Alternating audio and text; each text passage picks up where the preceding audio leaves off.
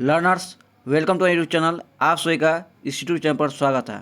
आज मैं आपको difference between each and every, each और एवरी के बीच के अंतर को बताऊंगा। ये एक बेसिक इंग्लिश ग्रामर है। अगर आपने चैनल को अभी तक सब्सक्राइब नहीं किया तो चैनल को सब्सक्राइब कर दें। तो चलिए देखते हैं। पहले हम पढ़ेंगे ईच के बारे में। ईच क्या है? ईच का हिंदी होता है प्रत्येक। तो ईच का उपयोग कहाँ कहाँ होता है प्रयोग? तो ईच का प्रयोग दो या दो से अधिक काउंटेबल नाउन के साथ होता है। ईच का प्रयोग दो या दो से अधिक काउंटेबल नाउन के साथ होता है।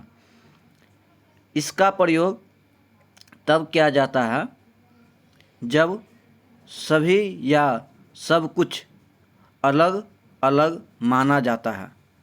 इसका प्रयोग तब किया जाता है जब सभी या सब कुछ अलग अलग माना जाता है। तो इसका प्रयोग तब करेंगे।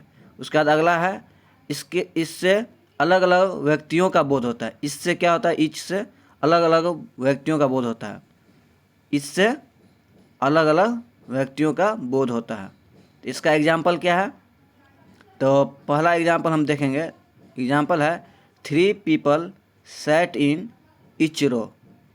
3 people sat in each row।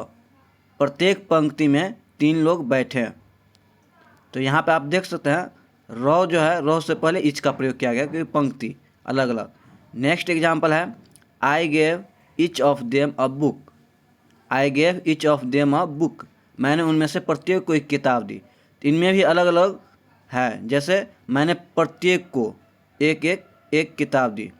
अब नेक्स्ट एग्जाम्पल है each of the boys has his on book. Each of the boys has his on book. प्रत्येक लड़कों की अपनी किताब है। तो यहाँ पे हम क्या कर रहे हैं? अलग अलग सबको बांट रहे हैं। नेक्स्ट है एवरी। एवरी का भी हिंदी क्या होता है? प्रत्येक होता है। लेकिन एवरी का प्रयोग कहाँ होगा वो भी मैं बता रहा हूँ। तो एवरी का प्रयोग 3 या 3 से अधिक काउंटेबल नाउन के साथ होता है। एवरी का प्रयोग किसके साथ होता है? 3 या 3 से अधिक काउंटेबल नाउन। काउंटेबल नाउन का मतलब होता है जिसको हम गिन सकते हैं, जिसको गिना जा सकता है। तो एवरी का प्रयोग उसके साथ होगा। जैसे आप देखिए इसका प्रयोग 2 या 2 से अधिक किसी संख्या के बारे में बोलते समय किया जाता है। इसका प्रयोग 2 या 2 से अधिक किसी संख्या के बारे में बोलते समय किया जाता है।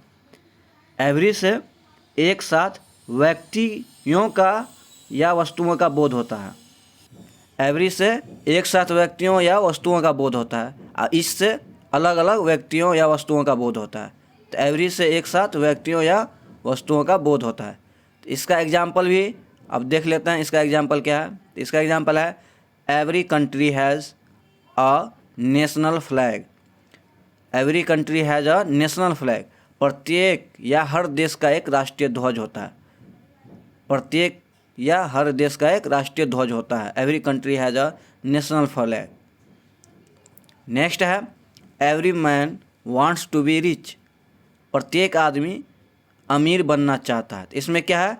एक तो 3 से अधिक आदमी का बोध हो रहा है, ऊपर से एक पूरे समूह का नाम लिया जा रहा है कि प्रत्येक आदमी, सभी।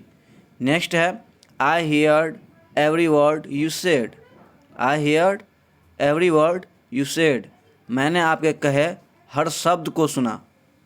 मैंने आपके कहे हर शब्द को सुना। तो वर्ड के पहले क्या लगा है? एवरी। अब नोट क्या है? तो नोट पे ध्यान दीजिए।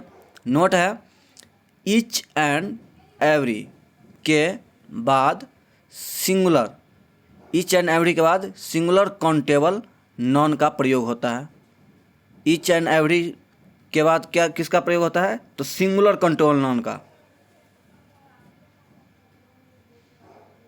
जैसे बॉय, गर्ल, ये सब सिंगुलर है। लेकिन अगर हम बॉयज़ कर देंगे तो वो क्या प्लूरल हो जाएगा।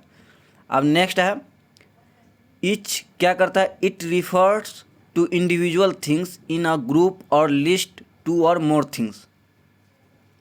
It refers to individual things in a group or list 2 or more things. और एवरी का क्या होगा? तो एवरी का होगा प्रयोग इट, ये जो बताता है it refer to group or list of 3 or more things.